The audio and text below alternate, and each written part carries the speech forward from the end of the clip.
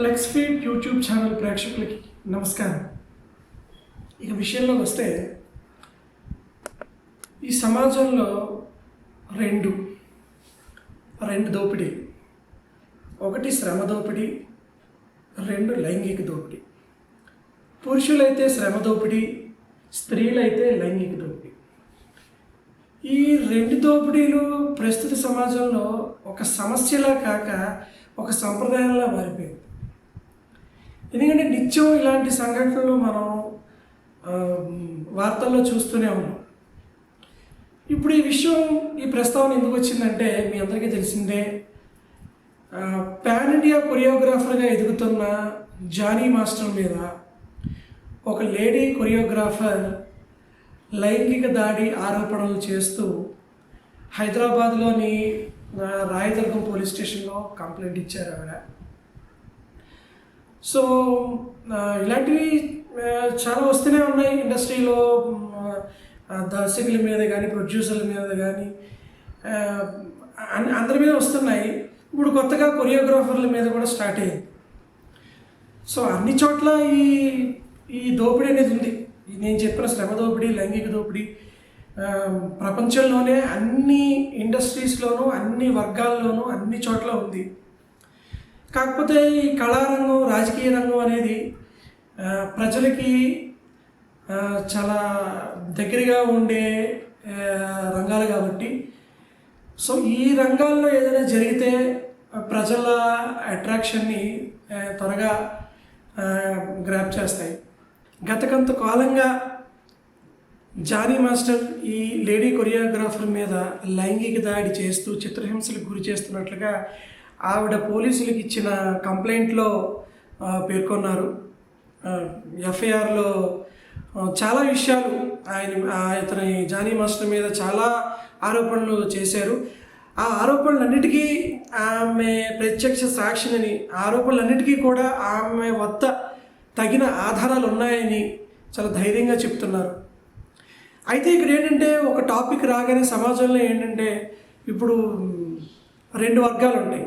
ఒకటి ఆ అమ్మాయిని సపోర్ట్ చేసేవాళ్ళు, రెండు జానీ మాస్టర్ని సపోర్ట్ చేసేవాళ్ళు. అంటే ఎవరైతే కల్ప్రిట్గా ఆరోపణలు చేయబడ్డారో వాళ్ళని సపోర్ట్ చేసేవాళ్ళు సహజంగా ఉంటారు. వాళ్ళ అభిమానులు ఉంటారు, వీళ్ళ అభిమానులు ఉంటారు.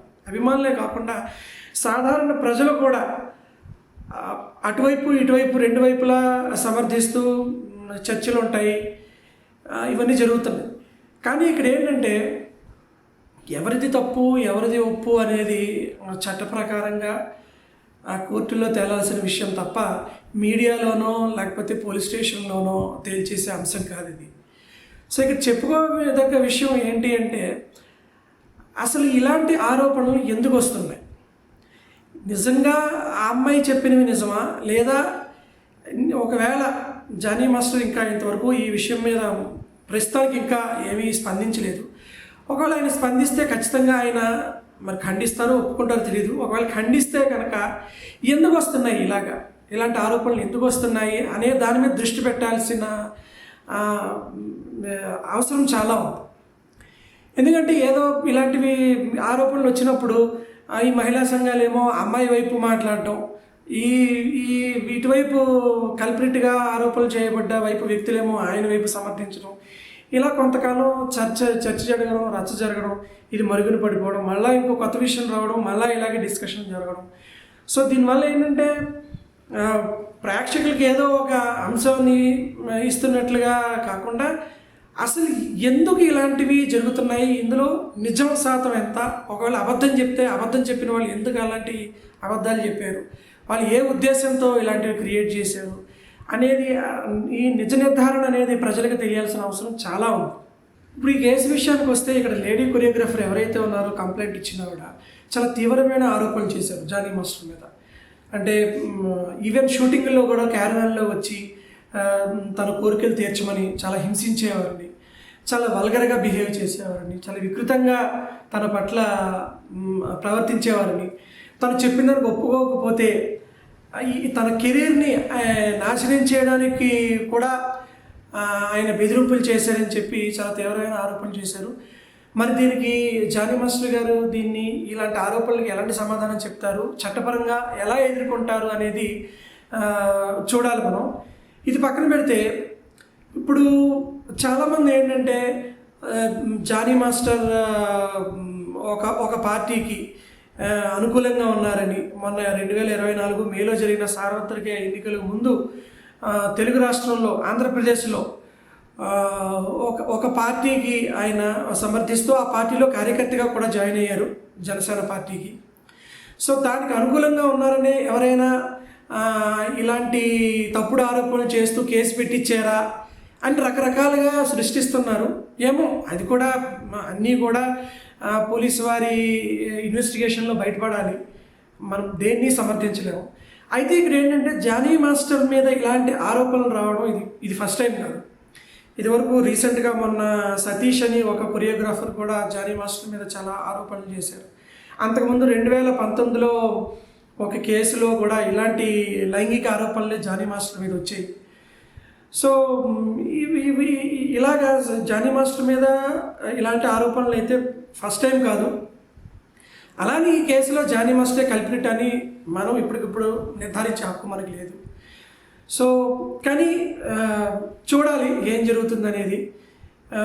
ఎందుకంటే ఆవిడ ఇచ్చిన కంప్లైంట్లో కూడా చాలా కాన్ఫిడెంట్గా ఉన్నాయి. ఆవిడ పెట్టిన అలిగేషన్స్ అన్నీ కూడా ఏదో వేగ్గా ఒక వ్యక్తిని ఇరికించాలి అనే ఉద్దేశంతో చేసిన అలిగేషన్స్ లాగా అనిపించడం లేదు. ఇది కొంతమంది న్యాయ నిపుణులు చెప్పిన మాట ఎఫ్ఐఆర్ చూసిన తర్వాత.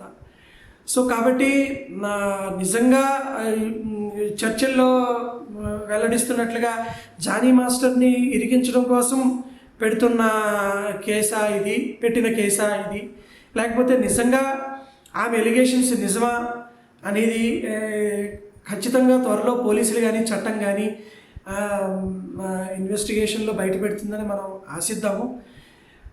ఈలోపు ఏంటంటే రకరకాల ఊహాగానాలు, ఆడవాళ్ళని ఫిల్మ్ ఇండస్ట్రీలో కాస్టింగ్ కౌచ్ లేదని చెప్తున్నారు, ఉంది అని చెప్పడానికి ఇలాంటి సంఘటనలే ప్రత్యక్ష నిదర్శనం కదా అంటూ సినిమా ఇండస్ట్రీని కూడా చాలామంది దుమ్మెత్తిపోస్తూ చర్చలు పెడుతున్నారు.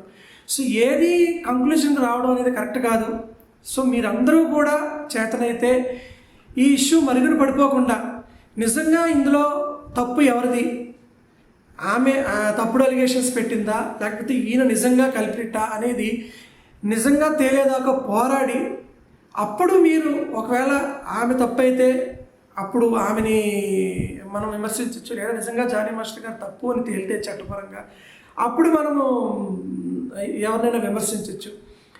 ఏది తేలకుండా ఊరికే మనం డిస్కషన్ పెట్టుకోవడం కోసం అటు జానీ మాస్టర్ని కానీ ఇటు కంప్లైంట్ ఇచ్చిన స్త్రీని కానీ లేడీ కొరియోగ్రాఫర్ని కానీ ఊరికే మనం రకరకాల చర్చలు పెట్టి విమర్శించడం అనేది ఆడియన్స్కి ఏదో కాసేపు ఎంటర్టైన్మెంట్లో ఉంటుందేమో తప్ప ఇది ఒక పనికొచ్చే డిస్కషన్ లాగా ఉండదు. కాబట్టి మనందరం చేయాల్సింది ఏంటంటే చట్టానికి సపోర్ట్ చేస్తూ ఇలాంటి ఇద్దరిలో ఎవరిది తప్పు అనేది ఖచ్చితంగా తేలేదాకా మనం వెనకాల ఉండి అప్పుడు మనం దీని మీద డిస్కషన్స్ పెట్టి సో ఈ అమ్మాయి తప్పు ఇప్పుడు ఏం చేద్దాం, లేదా జానీ మాస్టర్ తప్పని తేలింది ఇప్పుడు దీనికి ఏం చేద్దాం, ఎందుకు ఇలాంటివి పునరావృతం అవుతున్నాయి అనేది డిస్కషన్ పెడితే అది ప్రజలకు కూడా ఉపయోగకరమైన అంశంగా ఉంటుందని మా భావన. ఎందుకు ఆవిడ అంత కాన్ఫిడెంట్గా ఉంది అని చెప్తున్నాం అంటే ఆ లేడీ కొరియోగ్రాఫర్ పోలీసులకు ఇచ్చిన రిటర్న్ కంప్లైంట్లో 2 చాలా తీవ్రమైన ఆరోపణలు ఉన్నాయి. ఒకటి ఏంటంటే జానీ మాస్టర్ ఆమెని మతం మార్చి తనని పెళ్లి చేసుకోమని వేధిస్తున్నట్లు, ఇంకోటి జానీ మాస్టర్ భార్య కూడా ఆమె మీద భౌతిక దాడికి దిగి నా భర్తని పెళ్లి చేసుకో, రెండో వివాహం చేసుకో, మా సంప్రదాయం ప్రకారం ఎన్ని పెళ్ళిళ్ళైనా చేసుకోవచ్చు, కాబట్టి నువ్వు పెళ్లి చేసుకుని నా భర్తకి రెండో భార్యగా ఉండు అని ఆవిడ కూడా ఆమెను శారీరకంగా హింసించినట్లు ఆవిడ కంప్లైంట్లో పేర్కొన్నారు. సో ఇవన్నీ కూడా పక్క ఆధారాలు లేకుండా కంప్లైంట్ ఇచ్చే అంశాలు కాదు ఇవి. సో ఇవన్నీ చూస్తుంటే ఆవిడ దగ్గర చాలా ముఖ్యమైన ఆధారాలు ఉండుంటాయని అనుకుంటున్నారు పబ్లిక్. సో చూడాలి, ఇది పోలీసులు కూడా చాలా ట్రాన్స్పరెంట్గా ఇన్వెస్టిగేట్ చేస్తున్నాం అని చెప్పి తెలియజేశారు. అలాగే జనసేన పార్టీ తరఫు నుంచి కూడా ఇందాక తెలిసిన విషయం ఏంటంటే ఈ జనసేన కార్యకర్తగా ఉన్న జానీ మాస్టర్ని ఈ విషయంలో ఆయన మీద పడిన నింద అది తప్ప రైటా అనేది తేలే వరకు ఆయన్ని జనసేన పార్టీకి సంబంధించి ఎటువంటి కార్యక్రమాల్లో పాల్గొనవద్దని ఆదేశిస్తూ ఉత్తర్వులు కూడా జనసేన పార్టీ వాళ్ళు ఇచ్చారని చెప్పి తెలిసింది. సో ఈ రకంగా అలాగే ఆయన ప్రస్తుతం తెలుగు ఫిల్మ్ డ్యాన్స్ అసోసియేషన్ ప్రెసిడెంట్గా కూడా ఉన్నారు జానీ మాస్టర్. సో వాళ్ళు కూడా ఒక మీటింగ్ పెట్టుకుని జానీ మాస్టర్ని ప్రస్తుతం ప్రెసిడెంట్ పదవి నుంచి ఉంచాలా తప్పించాలా ఈ కేసు తేలేదాకా అనేది కూడా వాళ్ళు డిస్కస్ చేస్తున్నారు. సో ఇవన్నీ కూడా చూస్తుంటే ఏంటంటే ఏ ఒక్కరూ కూడా అటు జానీ మాస్టర్ని సమర్థించట్లేదు, అలాగే ఆవిడ్ని సమర్థించట్లేదు. సో ఈ క్రమంలో మనం చూస్తుంటే మనం అనవసరమైన ఆరోపణలు అనవసరమైనవి పెట్టి ఈ కేసుని తప్పుదారి పట్టించేవి చేయకుండా మనందరం కూడా ఈ మహిళా సంఘాలు కానీ పోలీసు వారు కానీ మీడియా వారు కానీ అందరూ కూడా ఈ కేసు త్వరితగతిన నిజాయితీగా ప్రూవ్ అయ్యి ఎవరిది తప్పు అనేది తేలేలాగా కృషి చేస్తారని ఆశిస్తున్నాము. నిజంగా అలా తేలిన రోజున ఖచ్చితంగా ఒక మంచి చర్చా కార్యక్రమంతో మీ ముందుకు వస్తాం. అంతవరకు నమస్తే.